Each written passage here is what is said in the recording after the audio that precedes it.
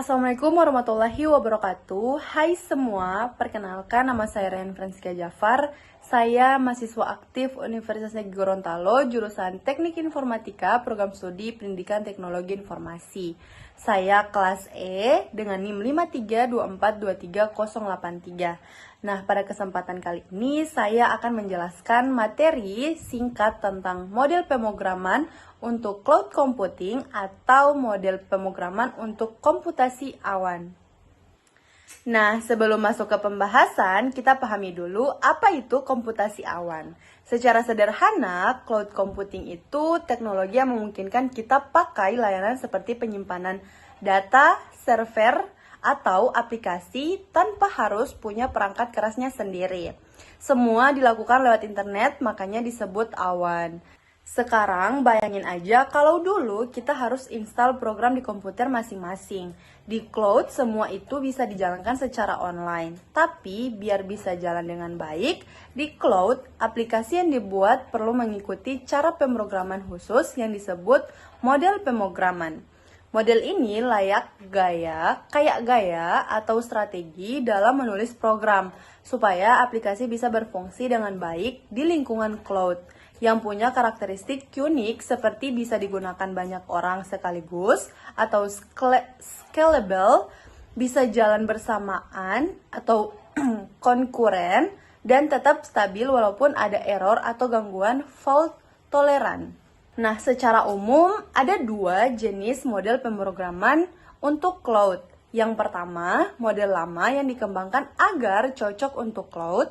Contohnya ada MapReduce yang dikembangkan Google. Model ini bisa memproses data yang sangat besar dengan cara membagi datanya jadi beberapa bagian kecil. Lalu mengolahnya secara bersamaan, terus digabung lagi hasilnya. Ada juga Cloud, Haskell, atau Erlang.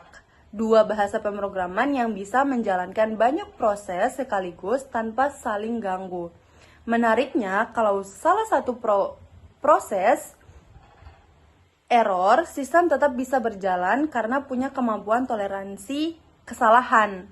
Selain itu, ada Sorker yang menggunakan konsep berorientasi objek dan fault framework berbasis Erlang yang bisa menjalankan berbagai bahasa pemrograman dan tetap stabil walaupun ada error. Nah, jenis yang kedua adalah model pemrograman baru yang dibuat khusus untuk cloud.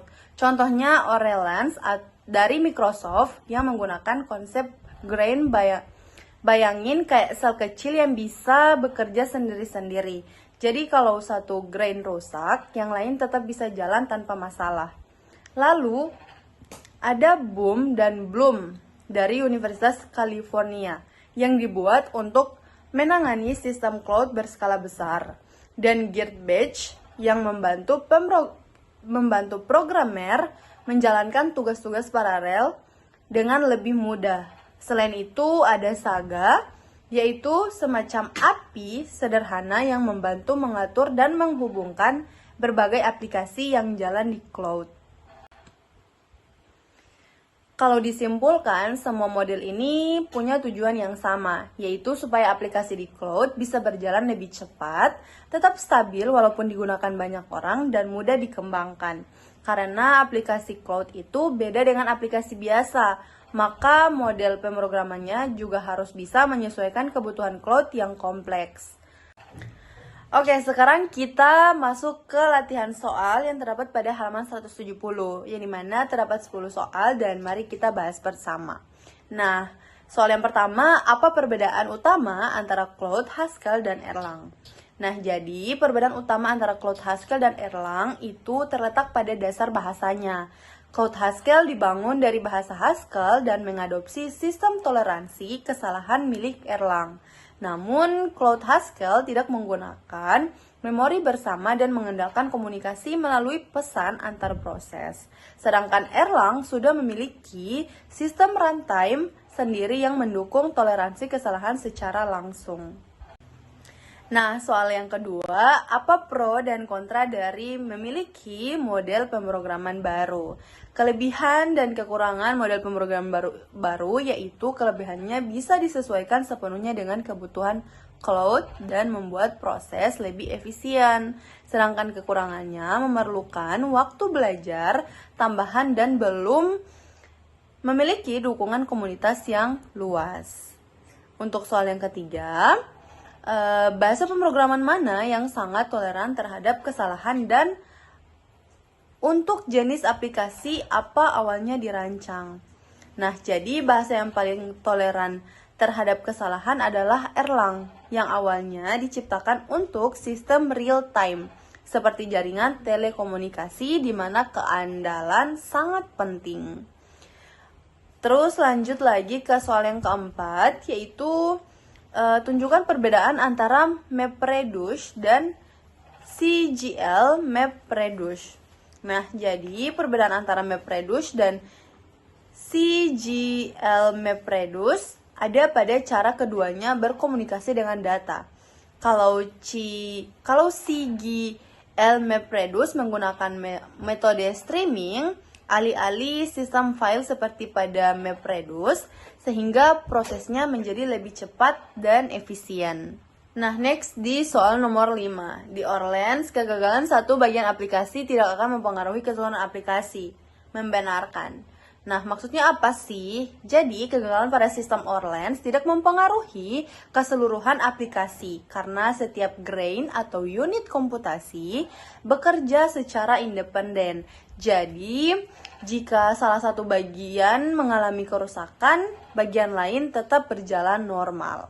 Next ke soal nomor 6. Apakah Claude Haskell memiliki mekanisme toleransi kesalahannya sendiri? Jika tidak, lalu mekanisme kesalahan siapa yang mendasarinya? Nah, jadi Claude Haskell tidak memiliki mekanisme toleransi kesalahan sendiri, melainkan memanfaatkan sistem yang dikembangkan dalam bahasa Erlang. Next ke soal nomor 7, yaitu model atau bahasa pemrograman mana yang memungkinkan penggantian kode runtime.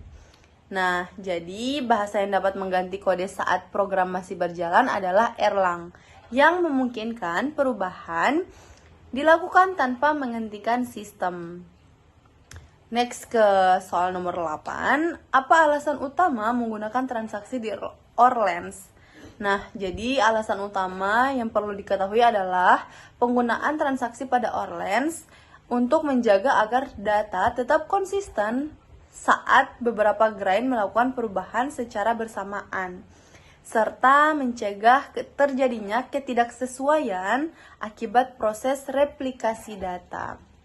Dan soal yang ke-9, apa saja komponen Saga? Nah, jadi komponen utama dalam Saga meliputi pengelolaan pekerjaan, pengaturan ruangan nama atau namespace, manajemen file, pengelolaan replika, pengaturan aliran data, serta mekanisme pemanggilan produser jarak jauh. Nah, yang terakhir soal nomor 10, yang dimana pertanyaan adalah, apakah grid batch memparalelkan kode secara otomatis? Jika ya, lalu bagaimana? Selain itu, siapa yang bertanggung jawab atas paralelisasi kode? Nah, jadi grid batch tidak secara otomatis memparalelkan